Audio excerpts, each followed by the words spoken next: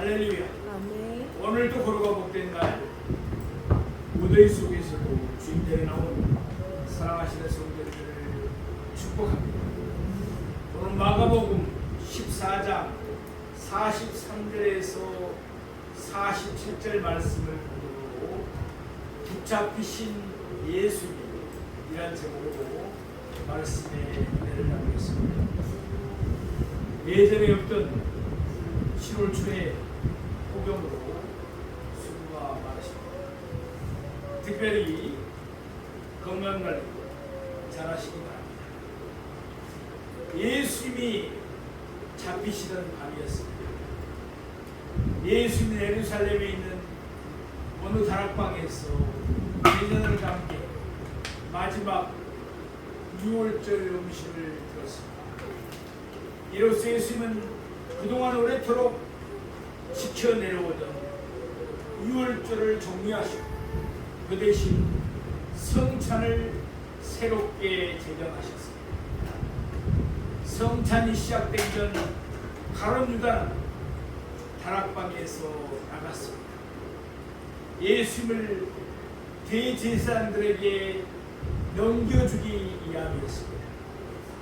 성찬이 끝난 후 예수님은 가룟 유다를 제외한 나머지 11제자들을 데리시고 감람산에 있는 겟세마네 동산에 가셨습니다. 요한복음 18장 2절 말씀과 같이 겟세마네 동산은 가끔 예수님이 제자들과 함께 모이시는 장소였습니다. 예수님 그곳에서 하나님께 때로는 기도도 하시고 또한 제자들과 조용한 시간을 보내기도 하셨습니다. 그러기에 가룟 유다도 그곳을 잘 알고 있었습니다. 예수님은 제자들과 함께 겟세마네 동산에 이르셨습니다. 예수님 제자들에게 시험에 들지 않게 깨어 기도하라고 당부하셨습니다. 그러나 예수님은 그들보다 좀 더 동산 안쪽으로 들어가셨습니다. 십자가를 앞에 두고 하나님께 간절하게 기도했습니다. 예수님은 간절히 기도하시는 중에도 제자들을 잊지 아니하셨습니다. 예수님은 기도와 기도 사이마다 그들에게 돌아오셨습니다. 그때마다 제자들은 자고 있었습니다.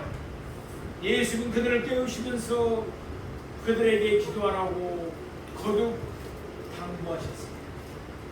이제 예수님의 기도가 끝났습니다. 본문 바로 앞에 있는 마가복음 14장 41절에서 42절에 있는 말씀입니다. 세 번째 오사 그들에게 이르시되 이제는 자고 쉬라. 그만 되었다. 때가 왔도다. 보라 인자가 죄인의 손에 팔리느니라. 일어나라 함께 가자. 보라 나를 파는 자가 가까이 앉느니라. 오늘 본문은 예수님이 죄인들의 손에 팔리시는 광경입니다. 가룟 유다는 입맞춤으로 예수님을 따랐습니다. 예수님은 십자가에서 죄행을 당하시기 위해 가룟 유다가 이끌고 온 무리들에게 잡히셨습니다. 이렇게 오늘 본문의 말씀은 비극적인 내용을 담고 있습니다. 그러면 오늘 본문을 세 대로 나누어서 차례대로 상고해 보겠습니다. 첫째로 무리가 예수님을 잡으러 왔습니다. 우리가 보는 마가복음 14장 43절 말씀드렸습니다.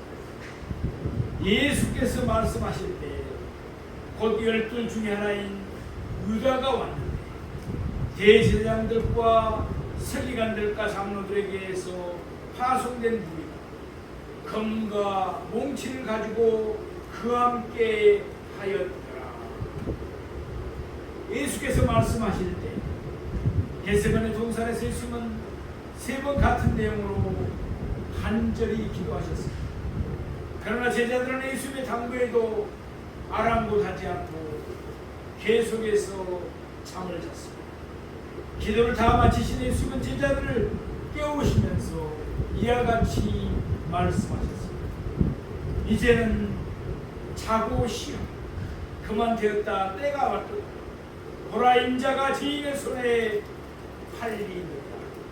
일어나라, 함께 가자.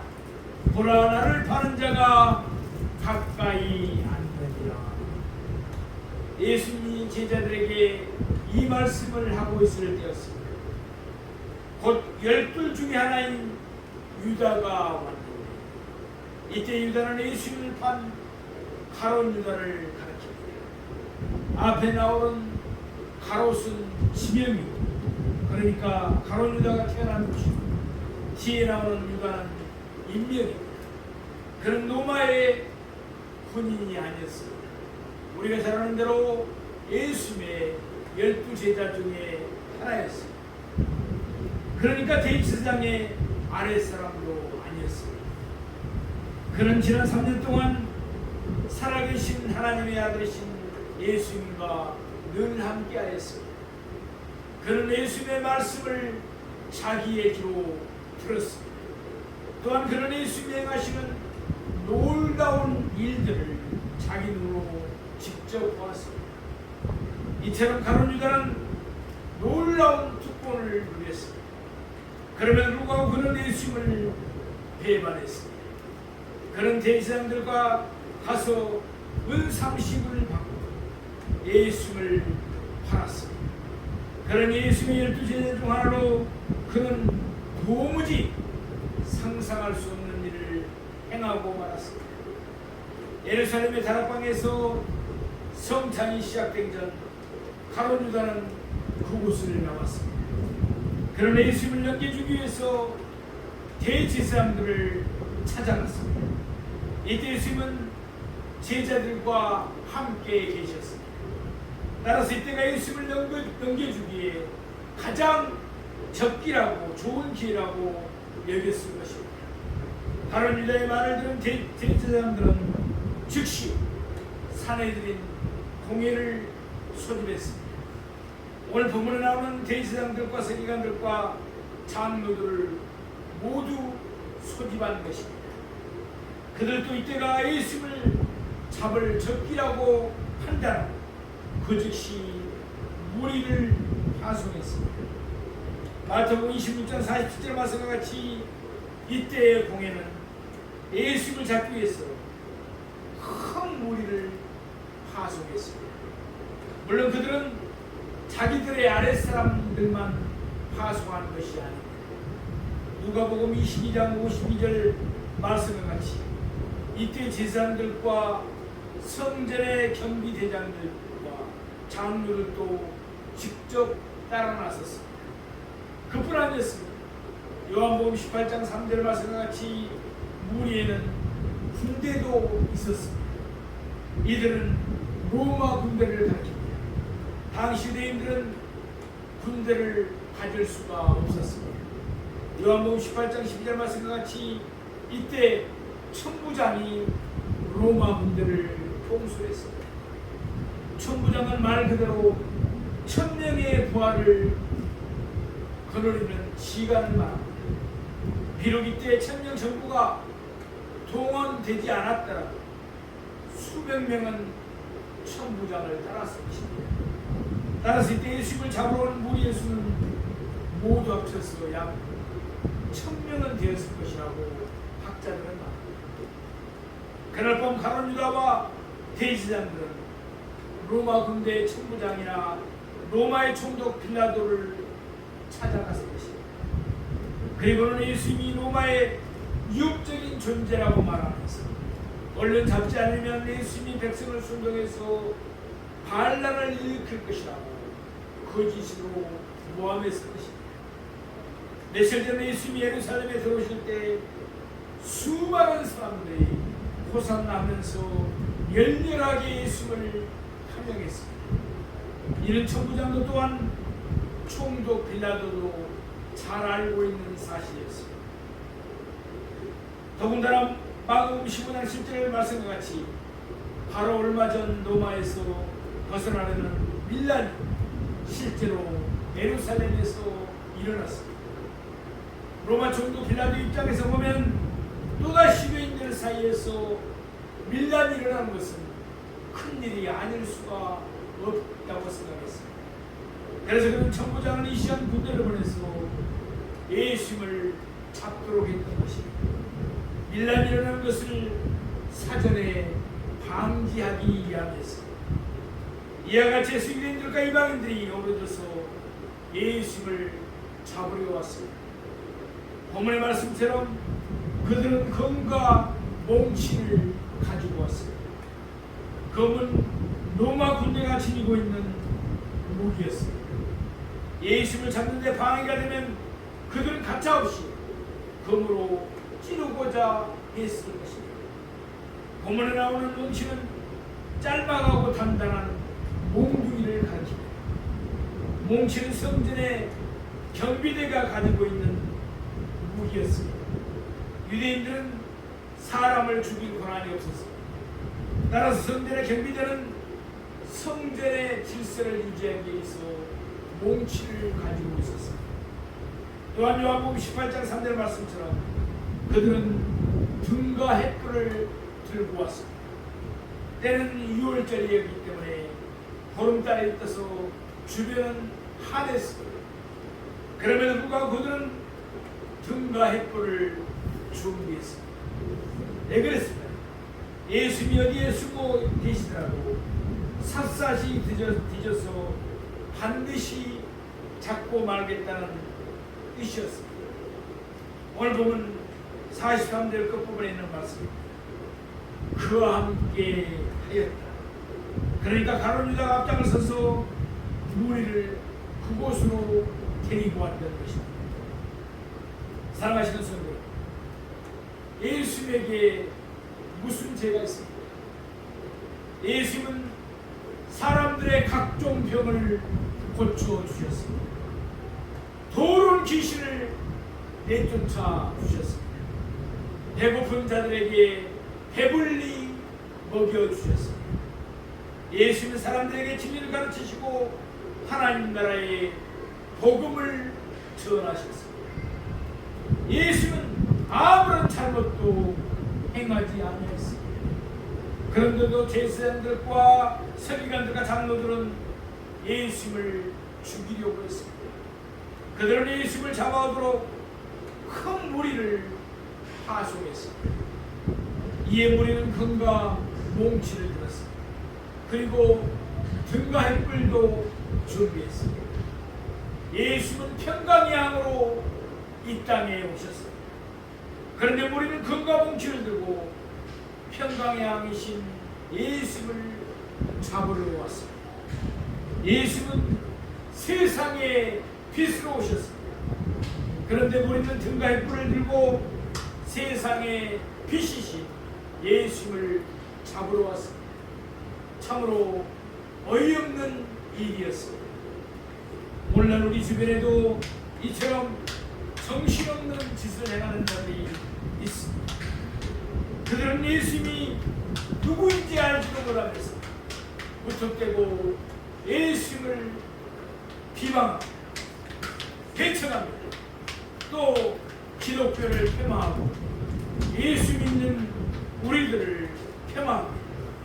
예수님은 바로 이런 사람들에게 우리가 예수님의 증인이 되기를 바라십니다. 예수님은 우리를 구원하기 위해서 이 땅에 오신 하나님이십니다. 예수님 우리가 범죄한 것 때문에 죽으셨고 우리를 의롭다 하기 위해서 다시 살아나셨습니다. 그러면 누구든지 예수를 믿으면 구원을 받습니다.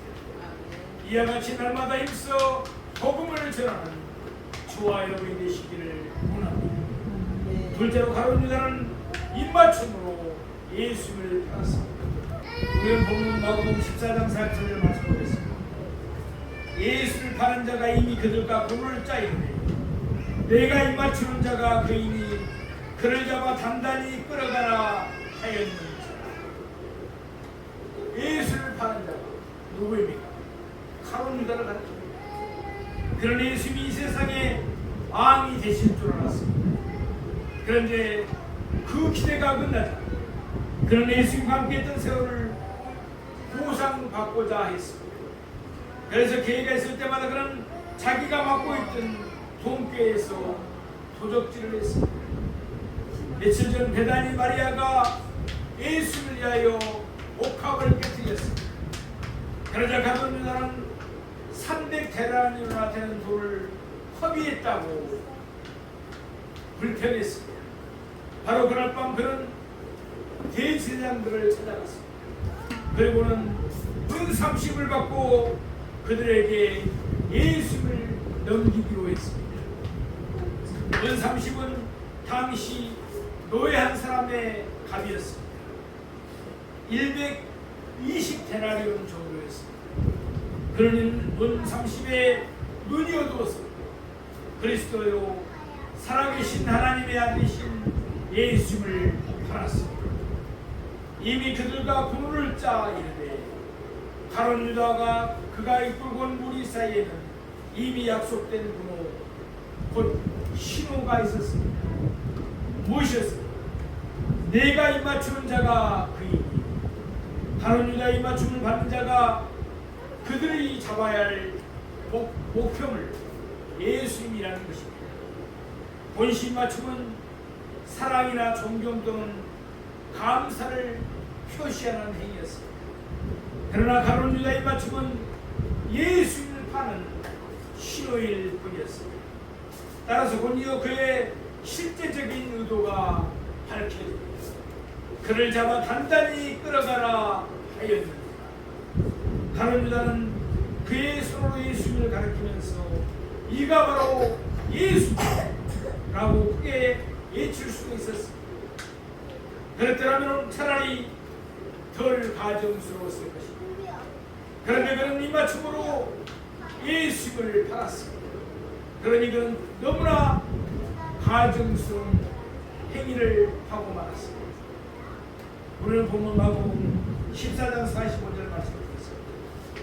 이에야서 곧 예수께 나와 납비하고 입을 맞추니 이에야서 곧 예수께 나와 가룟 유다는 예수의 12제자 가운데 한 사람이었습니다.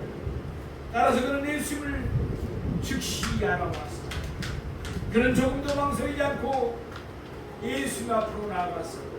그가 이미 모리아 짠 군원대로 실행을 옮기기 시작했습니다. 납비여, 이는 제자가 스승을 부를 때 쓰는 칭호입니다.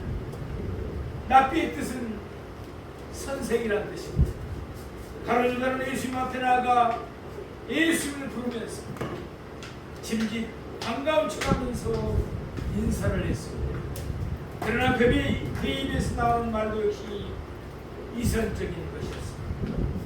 물론 예수님은 가룟 유다가 하는 짓을 이미 알고 계셨습니다. 예수님은 모든 것을 아시는 하나님이시기 때문입니다. 그래서 누가복음 20장 48절 말씀에 보면 입맞춤이 있기 전에 예수님은 그에게 이와 같이 말씀하셨습니다. 유다야, 내가 입맞춤으로 인자를 팔아야. 예수님은 전능하신 하나님이시기 때문에 당장이라도 가룟 유다를 멸하실 수도 있었습니다. 그러나 예수님은 가룟 유다가 하는 대로 내버려 두셨습니다.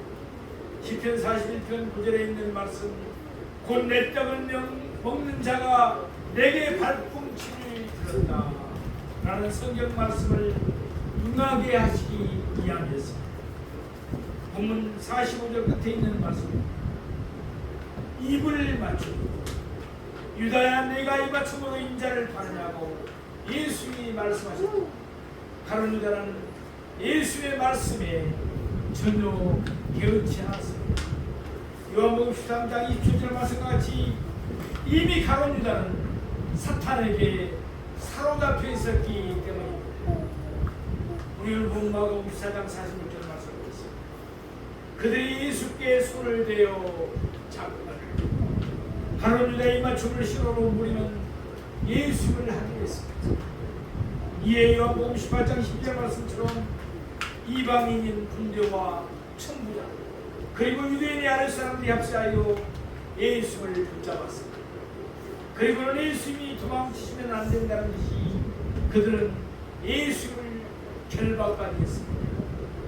이로써 가룟 유다는 입맞춤으로 예수를 팔았습니다. 예수님은 죄인들의 손에 팔리셨습니다. 예수님은 가룟 유다의 이성적인 입맞춤도 참으셨습니다. 죄인들의 손에 결박당하는 부끄러움도 개의치 않으셨습니다. 예수님이 기도로 승리하셨기 때문입니다. 사랑하시는 성도, 가룟 유다는 입맞춤으로 예수를 받았습니다. 우리도 겉으로는 예수를 사랑하는 척하고 있습니다. 실제로는 우리 자신을 사랑하고 세상의 쾌락을 사랑하고 있지는 않습니다. 그렇다면 우리도 역시 입맞춤으로 예수를 팔고 있는 것입니다. 주 예수보다 더 귀한 것은 이 세상 부귀하고 이 세상 명예하고 이 세상 행복과도 바꿀 수 없습니다. 주 예수보다 더 귀한 것이 없습니다. 세상 즐거움 다 버리고 세상 자랑 다 버리고 이 하나님 고백대로 살아가며 행하는 우리 모두가 되기를 바랍니다. 셋째로 어떤 제자가 충동적으로 행동했습니다. 오늘 보면 마가복음 14장 47절 말씀을 보겠습니다. 곁에 서 있는 자 중에 한 사람이 칼을 빼어 대제사장의 종을 쳐 그 길을 떨어뜨립니다. 곁에 서 있는 자 중에 한 사람, 무리가 예수님을 잡아서 결박하려 들게 했습니다. 예수님의 곁에는 막 잠에서 깨어난 제자들이 서 있었습니다. 예수님이 무리에게 잡히시는 것을 보더니 그들 중 한 사람이 돌발적인 행동을 하였습니다. 예수님의 12제자 가운데 성급하게 나서기를 좋아하고 또한 충동적으로 행하는 기질이 있는 사람이 누구였습니까? 우리가 잘 아는 대로 베드로입니다. 아니라 다를까 요한복음 18장 10절 말씀을 보면 이때 무모한 일을 저질렀던 사람은 다름이 아닌 베드로였습니다. 칼을 빼어 누가복음 22장 36절 말씀을 보면 예수는 제자들에게 검을 가질 것을 허락하셨습니다. 누가복음 22장 38절 말씀과 같이 그때 제자들에게는 검 둘이 있었습니다. 그중 하나를 베드로가 가지고 있었습니다. 베드로는 자기가 가진 칼을 빼서 휘둘렀습니다. 대제사장의 종을 쳐 요한복음 18장 10절에 밝히고 있듯이 그 종의 이름은 말고였습니다. 그는 당시에 대제사장이었던 가야바의 종이었습니다. 요즘 말로 하면 대통령의 비서실장이나 정무실장에 해당하는 사람이었습니다. 그러니까 아주 막강한 인물이었습니다. 무리중 로마 군대는 천부장이 통솔했습니다. 유대인의 아랫 사람들은 대제사장의 종 말고가 통솔했습니다. 아마도 그때 말고가 무리 전체를 총괄지휘했을 것입니다. 따라서 그는 무리의 맨 앞에 서 있다가 그만 베드로가 들어오는 칼에 피연을 당하고 말았습니다. 그 길을 떨어뜨립니다. 말고의 오른 병기가 칼에 베어서 땅에 떨어지고 말았습니다. 어떨 보면 베드로의 용기가 가상하게 여겨질 수도 있습니다. 그러나 그는 아주 어리석은 짓을 했을 뿐입니다. 그는 잠자리면서 정신없이 객기를 부렸다고 할 수 있습니다. 이 사실은 같은 내용을 담고 있는 요한복음 18장 말씀을 읽어보면 분명해집니다. 무리가 예수를 잡으려 했습니다. 예수는 그 당할 일을 다 하시고 그들에게 나아가서 물으셨습니다. 너희가 누구를 찾느냐? 그들이 나사렛 예수라고 대답했습니다. 그러자 예수는 내가 그니라고 말씀하시면서 그들에게 자신을 밝히셨습니다. 그러자 그들은 물러서서 땅에 엎드려지고 말았습니다. 이렇듯 예수님이 허락하지 아니하시면 아무래도 예수님에게서 목숨을 빼앗을 수가 없었습니다. 예수는 우리를 위해서 스스로 목숨을 버리신 것입니다. 아무튼 예수는 또다시 그들에게 누구를 찾느냐고 물으셨습니다. 예수는 두 번씩이나 그들에게 누구를 찾느냐고 물으셨습니다. 제자들을 구하기 위함이셨습니다. 요한복음 18장 8절 말씀입니다. 예수께서 대답하시되 너희에게 내놓으라 하였으니 나를 찾거든 이 사람들의 가는 것을 용납하라 하시니. 계속해서 그 다음 절인 요한복음 18장 9절의 말씀입니다. 이는 아버지께서 내게 주신 자 중에서 하나도 잃지 아니하였사옵나이다 하신 말씀을 응하게 하려 함이라. 예수는 자기 백성을 한 사람도 잃지 아니하시고 끝까지 지키실 것을 분명히 밝히셨습니다. 베드로는 예수의 말씀 한마디에 무리가 몰려가서 땅에 엎드려지는 것을 보았습니다. 또한 그는 예수님이 자기 백성을 끝까지 지키신다는 말씀도 들었습니다. 그럼에도 불구하고 베드로는 자기 힘으로 무엇인가를 행하러 들었던 것입니다. 사실 베드로는 살인 미수죄나 업무 방해죄로 바로 그 자리에서 죽임을 당하거나 체포될 수도 있었습니다. 그러나 예수님이 즉시 나서서 베드로를 보호하셨습니다. 누가복음 22장 51절 말씀처럼 예수님은 말고의 길을 만져 길을 낫게 해주셨습니다. 예수님이 그에게 새 길을 주신 것입니다. 그래서 예수님이 우리와 제자들 사이에서 말씀으로 제자들을 구하셨습니다. 또한 베드로가 이제 차렸을 때 예수님은 능력으로 그를 구해 주셨습니다. 사랑하시는 성도 여러분, 예수는 우리도 말씀으로 지켜주십니다. 우리가 예배를 처하면 예수는 능력으로 우리를 구해 주십니다.